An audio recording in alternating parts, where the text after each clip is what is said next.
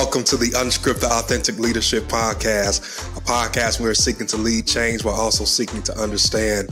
We are also here as a platform for leaders to come together, to unite, to develop and empower other leaders in the areas of business, family, and community. I am your host, Lafayette Lane, joined by my co-host, John LeBron. Today, we are joined by a very special guest, Tom Ziglar. Put those hands together, put those clap emojis in the comment section, make our special guest feel right at home. Tom Ziglar has joined us to have a special conversation about how to build a legacy business that keeps growing. Just a little bit about Tom Ziglar. He is the son of Zig Ziglar. He is the CEO of Zig Ziglar Corporation. Tom carries on the Ziglar philosophy. You can have anything in life you want if you will just help enough people get what they want. Woo! Tom travels the world teaching leadership and business lessons to billion-dollar corporations, small businesses, and academic institutions. He is also the author and co-author of several books, including Born to Win, The Secrets of Closing the Sale, Choose to Win, and his latest book, 10 Leadership Virtues for Disruptive Times, coaching your team through immense change and challenge. And today, he has joined us right here on the Unscripted Authentic Leadership Podcast. Tom, thanks for coming on. All right, Lafayette, John, man, this is good stuff. I'm excited to be here today. Absolutely. Well, Tom, let's get right into the conversation. Man, just reading your bio, there was some gems just right in the bio right there that we can get right into. But we're talking tonight about how to build a legacy business that keeps growing. And you come from a rich heritage, a rich legacy. And we're talking about how to build a legacy business, right? But I want to ask you, what does that word legacy mean to you? Wow. There's so many great definitions of legacy. Mark Batterson said, an inheritance is what you leave to someone. A legacy is what you leave in someone. So to me, legacy is when we teach and transfer the knowledge, the wisdom, the habits that allow who we're transferring it to make good decisions that will ripple through eternity.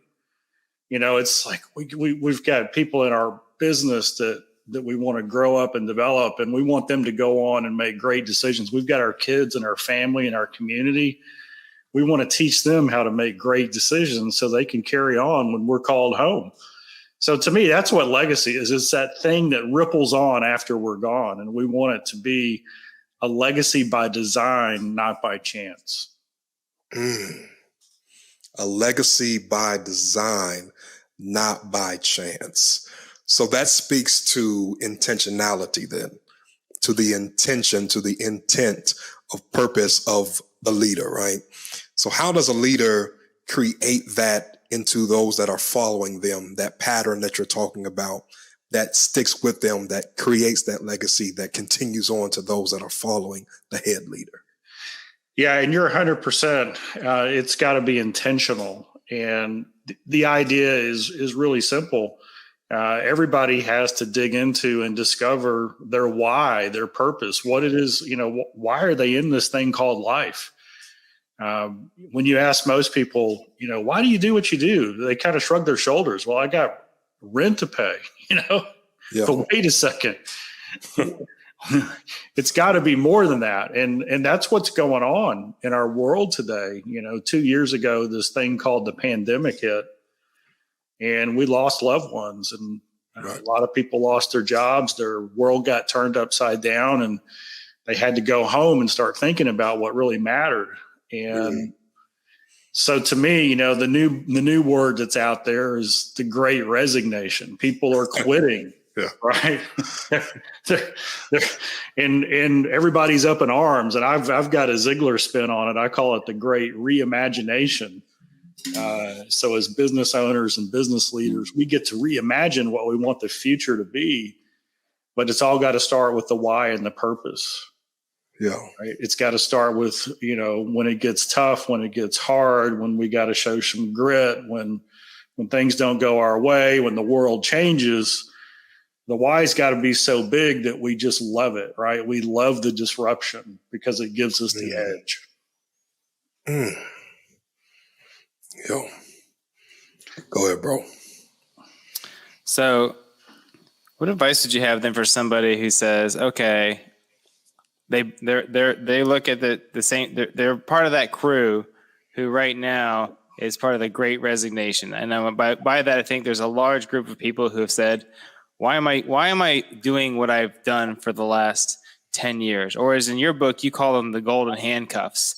You said basically I don't remember the exact phrase, but you allude to in the book that you just wrote, that most people have self-handcuffed themselves by essentially being too comfortable in their careers and their paychecks and their annual raises, that they've handcuffed themselves to where they cannot step into their purpose. They cannot step into the calling that God has created them to take on because they're too comfortable in their comfort zone with their biweekly paychecks and their salary and their whatever else, Yeah. And so how does somebody find that why then, so they can step into the great imagination? The why that's so big. Yeah. That's the big question. So here's the challenge with the Great Resignation.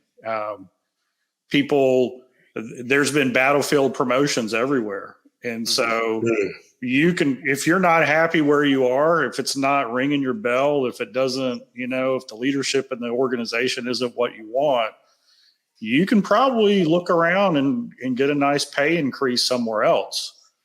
The problem is you're going to take your same self to go work for the same kind of leader, and all you've done is change the decor in the office or wherever you're working, and you're just as miserable as you were before. And so you got to dig in a little bit, and you got to say, okay, why am I here? What's important to me? What really matters? My personal mission statement, I think everybody should have a mission, right? So my personal mission statement is simply this: to create the atmosphere that allows you to become the person that God created you to become. Yeah. Right. And so one question is, well, who did God create me to become? What's the reason behind it? And I have this little, on a podcast, it's kind of fun to describe a Venn diagram, but it's like, it's one of those diagrams where the three circles and they intersect in the middle. Mm-hmm. Right.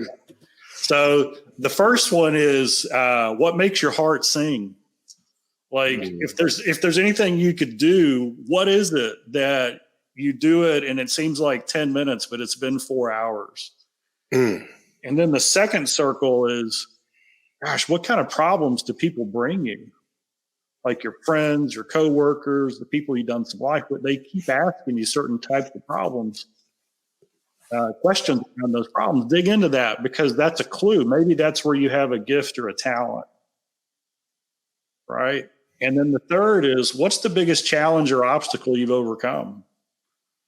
Maybe you were born into a rough start, broken home, and the economic situation wasn't really good, or maybe you had a health crisis, or maybe a little bit later in life, you made some bad choices and got to deal with those consequences, but you overcame that.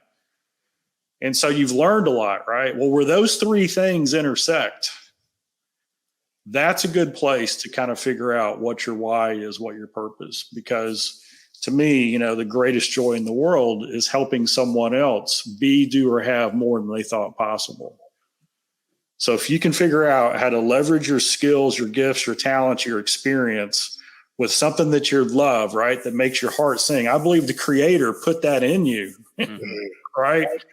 And then if you've overcome some obstacles or made some mistakes and overcome those along the way, other people are suffering and struggling a little bit, slower on the journey, that you can help them. And if you can put those three things together, that's a great place to start. It seems like much of what you said is also about changing your perspective, because you talked about that word disruptive and disruptive times, which we know we definitely are in.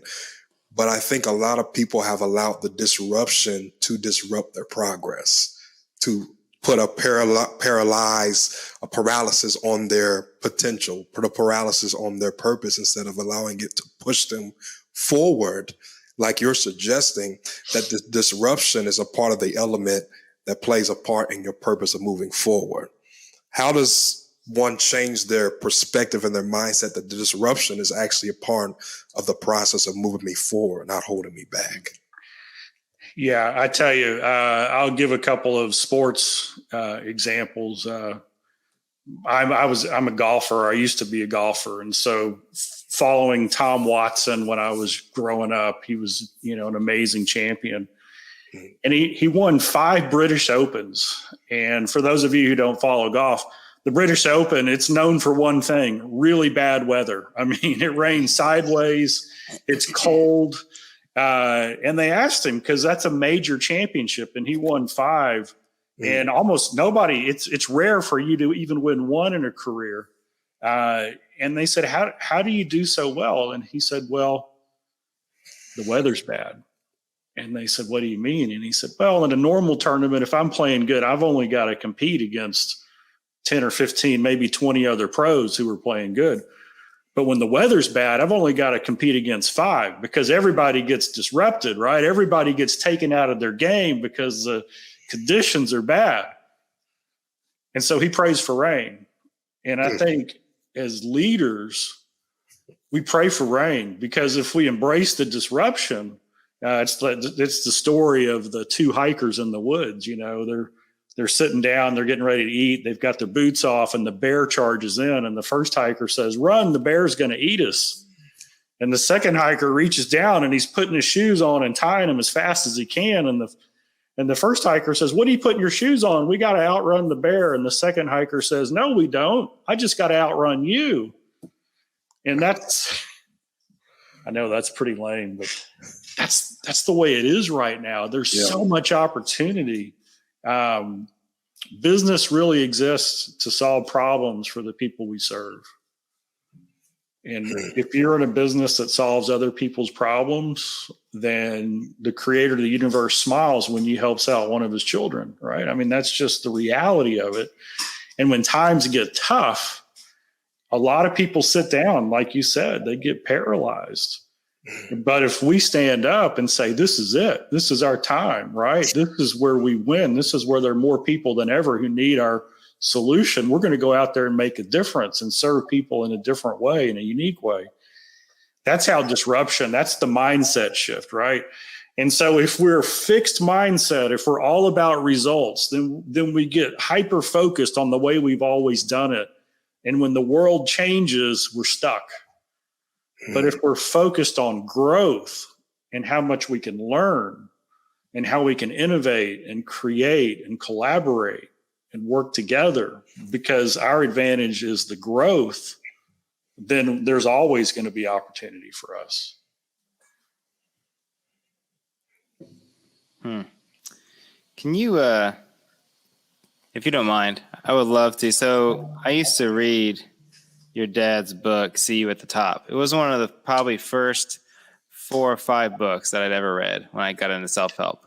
The first book was a book called Rich Dad, Poor Dad. The second one was called Who Moved My Cheese, which a 10-year-old could read in about 30 minutes. But I was new. I was new in the self-help thing. And then right after that, somewhere real close to that, I read, someone gave me See You at the Top.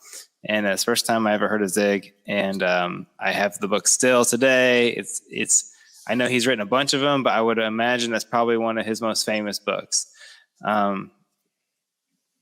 Since we're talking about legacy, building a legacy business, can you take us back? Because I'm sure everybody wants to know, what was it like living in a house with Zig, your dad?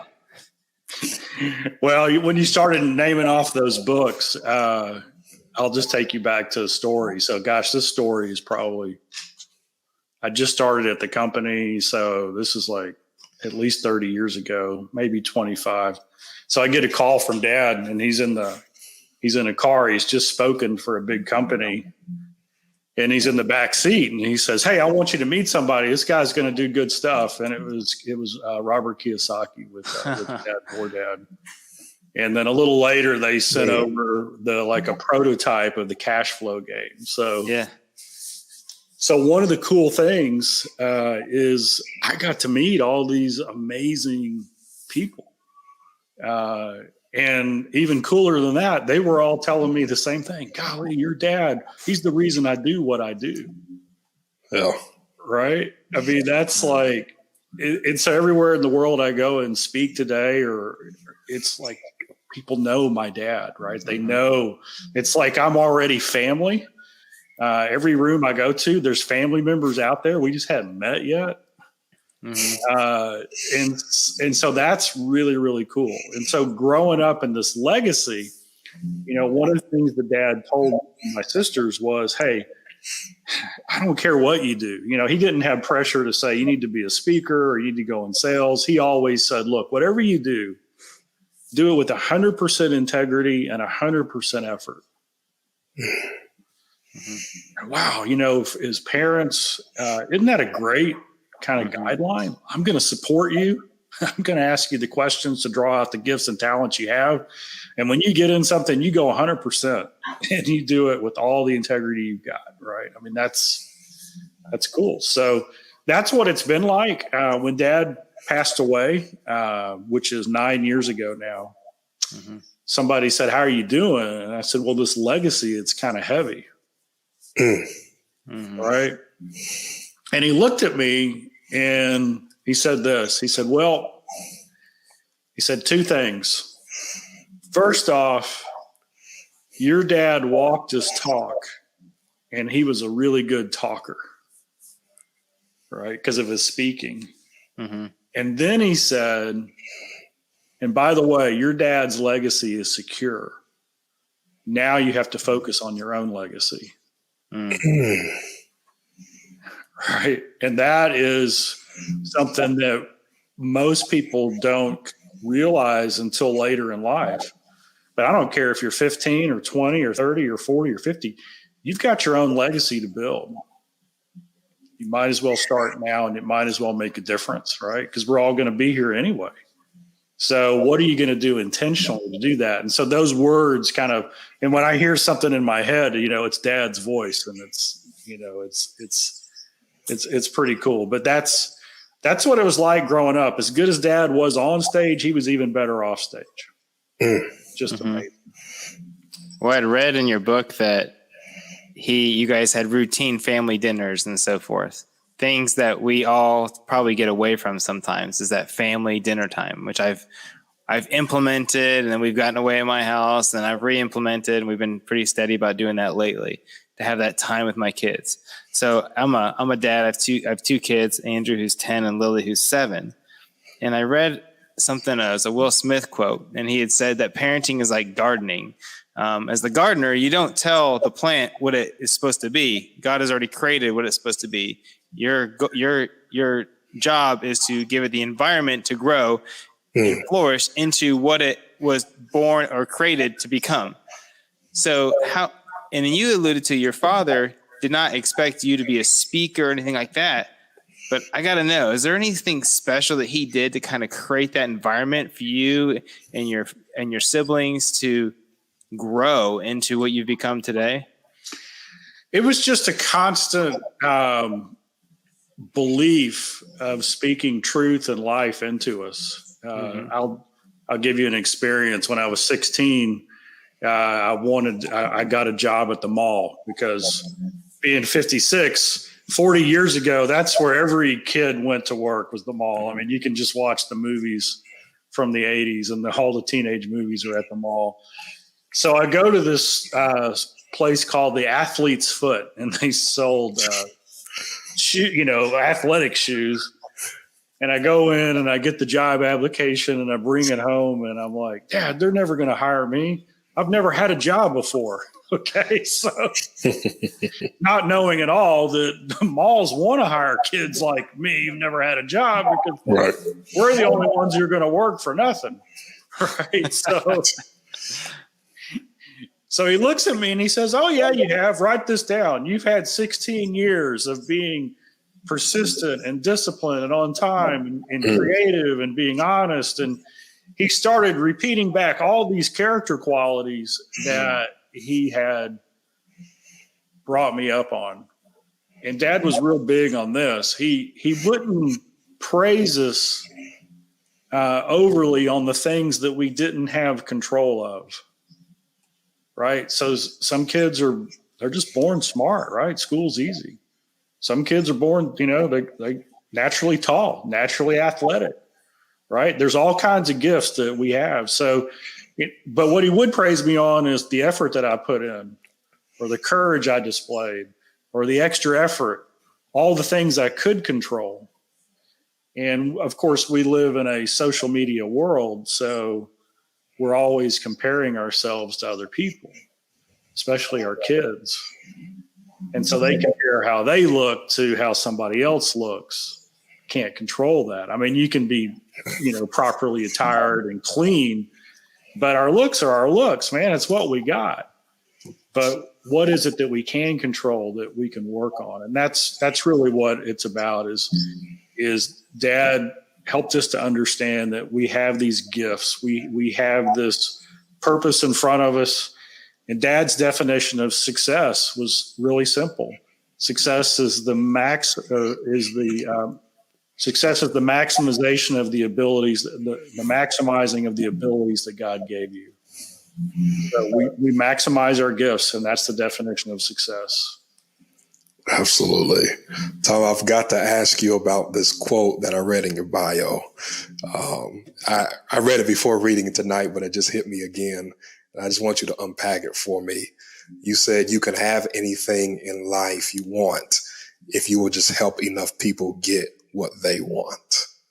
Unpack that for us. Yeah, so that sounds really familiar. It's similar to the golden rule.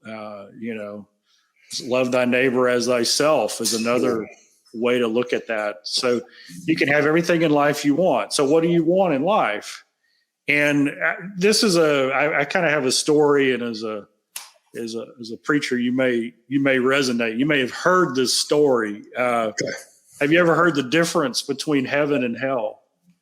And it's the banquet table, and the banquet table is just loaded up with the best food you've ever seen. And your whole family, all of humanity is sitting at the table, and you look, and it's everything you've ever wanted to eat, and your appetite's just going through the roof, and you can't wait to dig in. And you look down at your hands, and you have a knife and a fork that are duct taped to your hands, and the knife and the fork are both 3 feet long. And so you start to cut the food, and you're trying to get that into your mouth, but you can't because the fork is too long. And so in hell, everybody's trying to feed themselves. And in heaven, everybody's feeding the person across from them.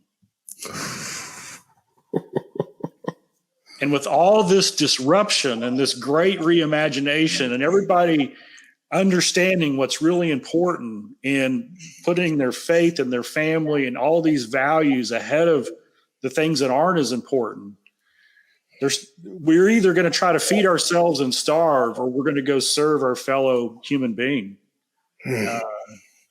and feed them. And when we feed them, when we help them get what they want, then we're going to get everything in life that we want. And I think we're really at a turning point right now. To me, it's very exciting. I don't like the sickness that's going on, but I love the fact that people are understanding there's something bigger out there, something that they need to dedicate themselves to so they can make a difference. And if you're in leadership, how do you win as a leader? You help your people succeed. And when your team succeeds, guess what happens? Dad's quote is, if you're irreplaceable, you're unpromotable. So your job as a leader is to equip and develop everybody on your team so they can do what you do better than you do. And when that happens, you get promoted. It's kind of an awesome thing. That is. It's so good and so true, because there's so many people who get one notch up from where they started, and then they hold on to it, and they never let go because that's theirs, and they don't want to train anybody because they don't want them to take their spot. That's right. I have a name for those leaders. They're called T-Rex leaders. They've got like a Tyrannosaurus Rex, right? They've got sharp teeth and short arms because they like to hold everything close. They're command and control. Do it because I said so. And they're going extinct. You can't lead people over a camera with that kind of what doesn't work. That's right. Yeah. I guess you could make the argument that they're really not leading anybody, right? They're just trying to be the best at their one role. Absolutely. In your book, you had you kind of grouped it into 3 sections. You put with virtues within each one. The sections were, who do we need to be, obviously, which is incredibly important. How do we need to be, and what needs to be done now? I think I said all those properly. And one of them caught my attention, and it was in that first section that said, who do we need to be? Because I personally have always focused on who do I need to be to go to the next level, or to help the next person better, or to whatever, be the better father and stuff. The reason I think it's important is because so many people focus so much and pointing fingers on, I didn't get there because of this, or that situation, or that person, or the pandemic, or whatever. I didn't have time. That's my favorite one. So instead of focusing on, okay, what is it about me that needs to change or become better? I don't really like change too much, because I think that almost insinuates that you're not good enough. But I think upgrade, or get better, improve would be a good word. You don't have to be someone different. You just have to be better. But anyways, you had a virtue 2 is called selflessness. And one of the sections was called understand and foster dream alignment. Could you talk about that? I thought it was really, really fascinating. Yeah. I'll give you a coach leadership model that shows you what dream alignment is. But first, I got to tell the story about how to catch a unicorn. Yeah. Because everybody wants to know how to catch a unicorn. Definitely. My daughter would love to know. Yeah. So I was coaching this young guy. Johnny's probably your age. He's about mid-30s, and he's a multimillionaire in real estate. And he says, I think I want to get married, but I think I need to start dating first. So I said, yeah, that's usually how it works. And then he confessed that he hadn't dated since he was a teenager. He's like totally consumed with building this empire. And I said, okay, well, great. So tell me about the person you want to marry. Okay. And so guys, ladies, we all know we got the list, right? So out comes the list. And he, good looking, sense of humor, smart, easy to talk to, hardworking, adventure. He had the whole list, right? And then he looks at me and he says, I think I just described a unicorn. They don't exist, do they? And I said, I don't know, do they? And then he said, how do you catch a unicorn? And I said, that's the easy part. I said, it's not easy, but it's easy. And he goes, what do you mean? I go, well, the way you catch a unicorn is you become a unicorn. You listed all those qualities that you want. What kind of person would attract somebody with those qualities? And so that's really kind of a story that first section kind of embodies. We got to become the person that it's going to attract top performers on our team, that's going to attract friends that have the same mindset and the same view of life that we want. We want to go up and grow up with those around us. We want to bring as many people as we can with us. So there's a thing called dream alignment. And I'm going to kind of give everybody the coach leadership model. And there's 2 words that are going on right now. And the words are, people want autonomy, right? The world, everybody wants to do what they want to do, when they want to do, how they want to do it. But then there's business, right? And if you're in business, if you're a leader, you've got authority. So we've got this friction between autonomy and authority. Right. And I say this, I say coach leaders choreograph the dance between autonomy and authority. Well, on the autonomy side, let's just call that the team member side, people who go to work somewhere. There's two types of team members. There are purpose-driven team members and there are pleasure-driven team members. So purpose-driven, this is the top performer. They're going to work somewhere. They've got a bigger dream, a bigger goal. They're on a mission. The reason they want to do well in their career or in their business or whatever they're doing is because it's going to serve a much bigger purpose. They literally every week say, I want to be better tomorrow than I am today, right? They're on this road. Well, the other side is what we call the pleasure-driven team members. And pleasure-driven, it's about how they feel. If they don't feel like going in, they might call in sick. Right? If they feel like checking social media or taking a few minutes off or putting something, procrastinating, that's what they're going to do. And we call them at Ziglar, we call those people zombies. Okay, the technical term is they're disengaged, right? They see no connection between what they do every day and getting their dreams. They don't see how their work helps them get closer to their dream. But this is what I know. Dreams take time and money, right? But they're zombies. They've got a brain disease. They don't even know how to dream. So on the other side, on the authority side, we have two types of leaders. We have accountability leaders and we have control leaders. Now, control leaders I already described. That's the T-Rex, right? Yeah. Micromanage, do it because I said so, policies and procedures, rules. It's all about results. It's not about relationship. It's, short arms and sharp teeth. They lead from fear. Wow. Right. And they like to control people. And then the accountability leader is what I call the coach leader. And the coach leader does this. What they do is they go to their team members and they say, hey, Lafayette, what's your dream, man? What's your goal? John, why are you here? What is it you want to accomplish?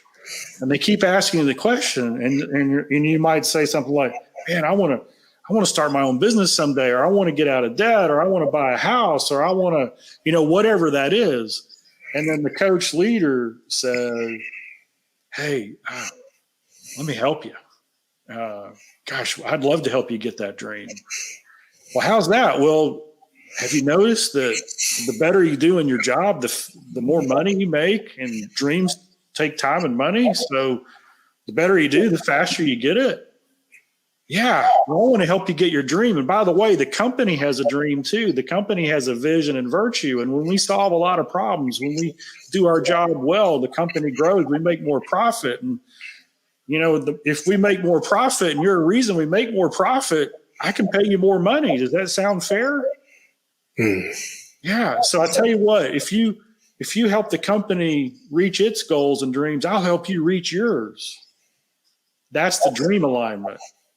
And so it was out of an interview that I heard Doc Rivers give. They asked him, they said, he's like considered one of the greatest communicators in the NBA. I mean, he can really motivate people who make more money than he does, right? So that's a gift. And they said, how do you do it? And he said, I just meet with them one-on-one. And I said, well, what do you say? He said, well, before the season, I sit down with them and I say, what do you want to accomplish this year? What's your goal? And he said, now in the NBA, when you got an athlete, their agent has negotiated a contract, and that contract has all these bonus clauses like so many minutes, so many points, so many rebounds, so many whatever position they're in, right? And if they make the all-star team, they get a bonus. If they make all these different things, right? And so he says, I let them talk. I let them tell me what they want. And then at the end, I ask them a question, and I look at them and I say, hey, is it okay if I hold you accountable to your goals? And you see, that's ownership. That's what a coach leader does. As a coach leader helps the person on their team create a plan, a goal to reach their dreams, and then ask them, is it okay if I hold you accountable to your goal? And so when we're held accountable to what we've created, we got ownership. There's a lot more follow through. There's that, the why is behind it, right? The dream is there, and that dream alignment happens. And so then we go back to the two words. Remember the two words? The words were autonomy and authority. So a coach leader's job is to support, equip, develop, inspire, encourage, and support their team member so much for the sole purpose of giving them as much autonomy as possible. We want Navy SEALs on our team. We want to say, hey, here's the mission. What do you need? Right? That's who we want on our team. And then a top performer, when they understand that they've got a real coach leader who's gunning for them, who's got their back, who's providing for the support, who's helping them grow, a top performer will come to that coach leader. And you see it all the time. Great athletes and coaches, and they have that relationship. That top performer will go and they'll say, hey, I'm grateful for your, for how you help me grow. Will you hold me accountable? So you see there, the coach leader is given autonomy, and the top performer is asking for accountability. And that's sitting at the banquet table right now, right? That's the world that we're in. We can try to feed ourselves and demand autonomy, and we're going to go hungry. Or we can feed the person across from us and ask for accountability and support those. Now, there's something else in that diagram, right? Because we've got autonomy and authority, and we've got purpose-driven and pleasure on the team member side, the zombie, right? And then we've got the coach leader and the T-Rex, which is all about control. Well, zombies and T-Rexes, they have alignment too. And that alignment is called money alignment. Now, the money alignment works this way. A zombie wants to do as little work as possible and still get paid. And a T-Rex wants to pay as little as possible and still get the job done. So you see the difference between aligning on money versus aligning on dreams? Mm-hmm. Yeah. And that's the opportunity we have now. It's the great reimagination. Let's get dream alignment back in our work. Do you have a tip on in my previous career, I had managed a small team, and I would sit down with them monthly and I always talk about their goals. What do you want? That sort of thing. But the hard part was sometimes identifying what they really wanted versus what they wanted me to hear. For example, everybody would say, I want to get a promotion. Like, I want to be a supervisor or a manager or whatever that would be. The next step.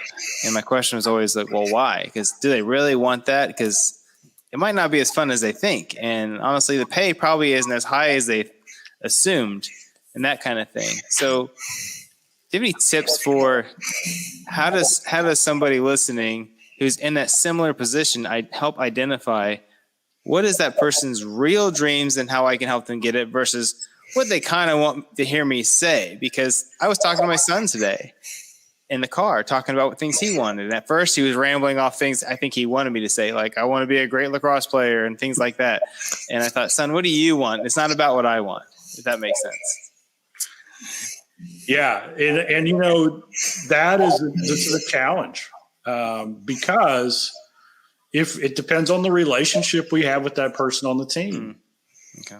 If they're brand new and if it's and if they have an experience or a background where trust takes some time, maybe they've been hurt before, maybe they've been told the line and it doesn't matter, right? They don't get rewarded in relationship to their energy and effort and results, their output, their outcome, then they're going to be hesitant. And so what I like to do is walk in with in coach leadership, there's three things that you've got to do. Okay. We've already talked about the first one, which is the mindset. Yeah. Right. And that's the most important. If you don't have the mindset, you're going to struggle. Well, I'm not going to say it's the most important, but it goes hand in hand. You can't do the other two without it, right? The second is the 10 virtues. You got to live out the 10 virtues. People talk all the time about, hey, you need to love your people. Well, how? Right. You can't read our minds. Right. Somebody on your team, in your head, you're like, I really love that guy. And it's like, they don't know that. What have you done for them? And so these 10 virtues of being selfless and kindness and the things that we talk about in the book, when you demonstrate that in a meeting or in a conversation or in how you recognize them for something they've done, that's how you walk it out. And then the third step is what you're asking about, John, and that's how you have to have an intentional coaching conversation around a coaching process. And here it is. This is real simple. And we don't have all day, but I can give it to you in like 2 minutes. Somebody on your team, you bring them in. You say, hey, man, 2021, what a year. I mean, look at all you really put in the extra with all that stress and all the, what's going to happen. And hey, I just want to appreciate you for hanging in and with all the change and disruption. So in 2022, I just got a question. Do you want to make more money, less money, or the same money? What are people going to say? More money. They better. If they're not, they're lying. Right. You know what? That's fantastic. I tell you what, I want to pay you more money. And if we're profitable because of your contribution and what you've done, you're going to make more money. Does that sound fair? Well, yeah, it is.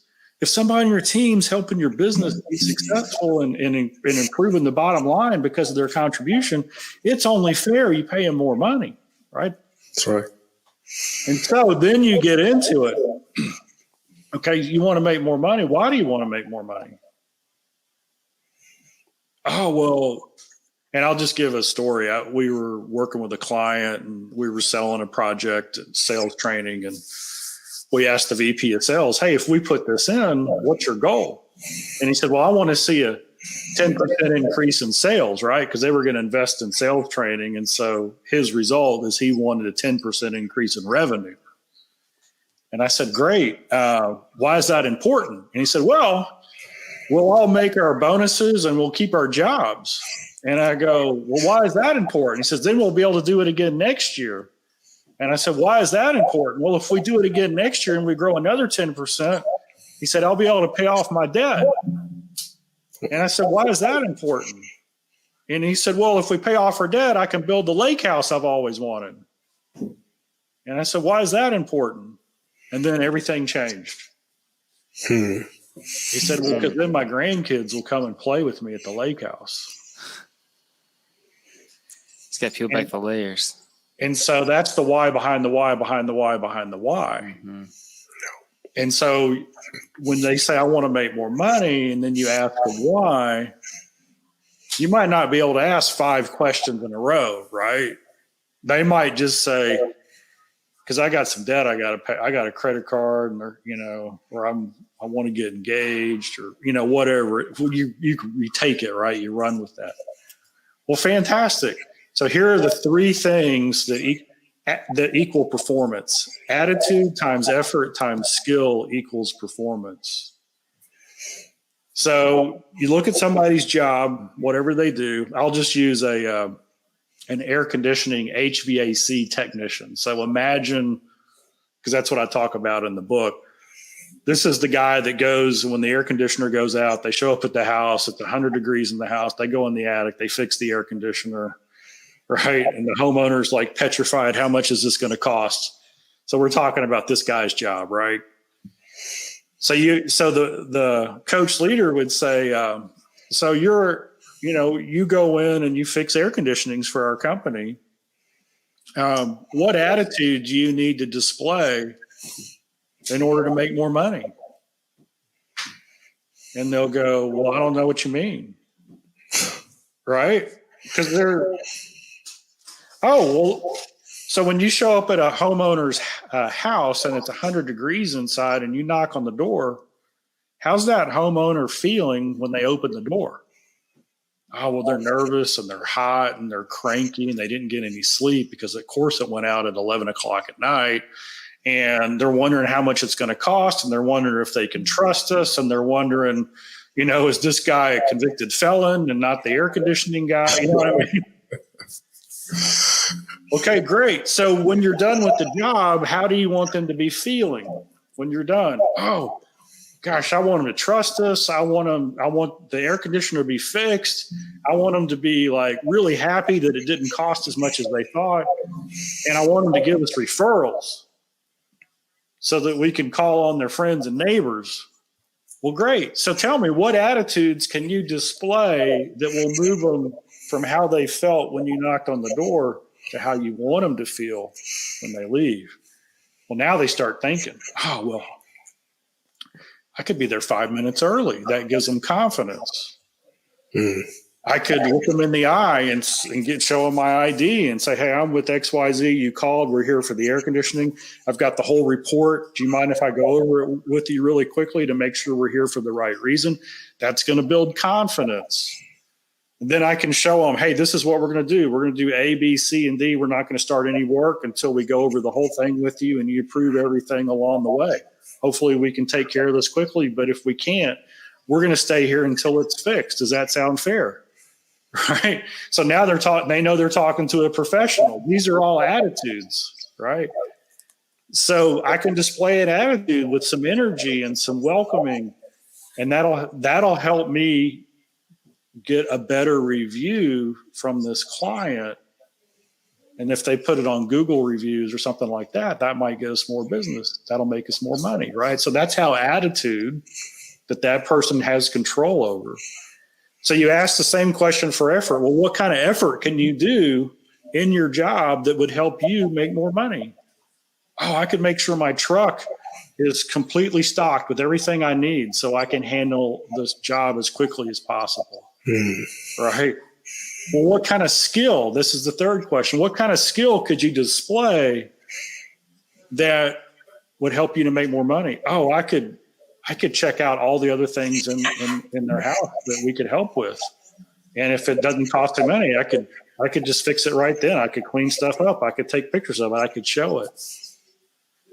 And so all of a sudden, the coach leader, instead of telling them what their job is and how to do it, the coach leader is asking them, just like Doc Rivers did, hey, how can you hit those goals?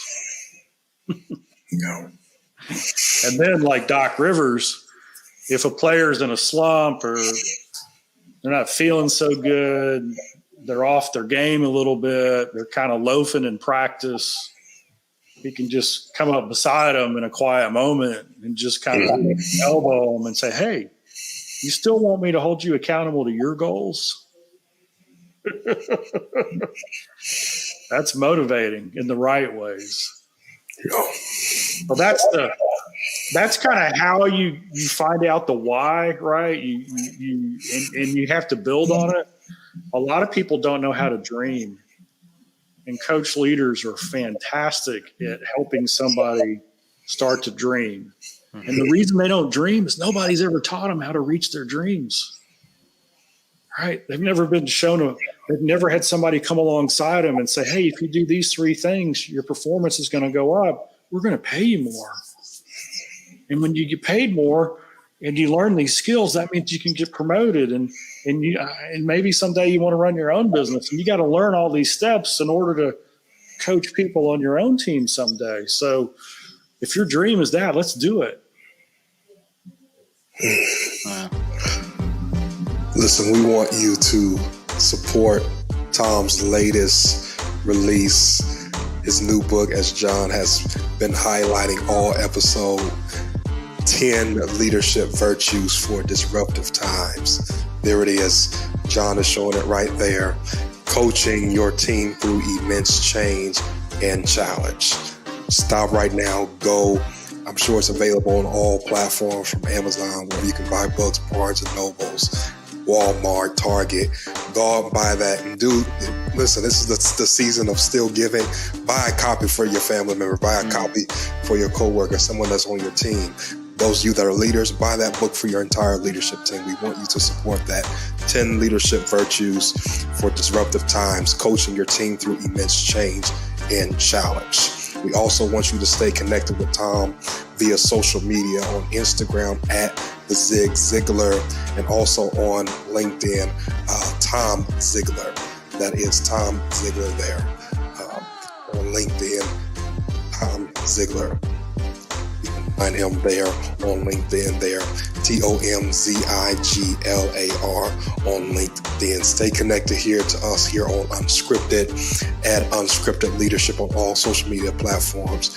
Check us out on our website, unscripted-leadership.com. And of course, download and listen to this episode that will be available on all streaming platforms. Again, we say thank you to our amazing featured special guest today, Tom Ziglar, who had an amazing conversation with us about how to build a legacy business that keeps growing.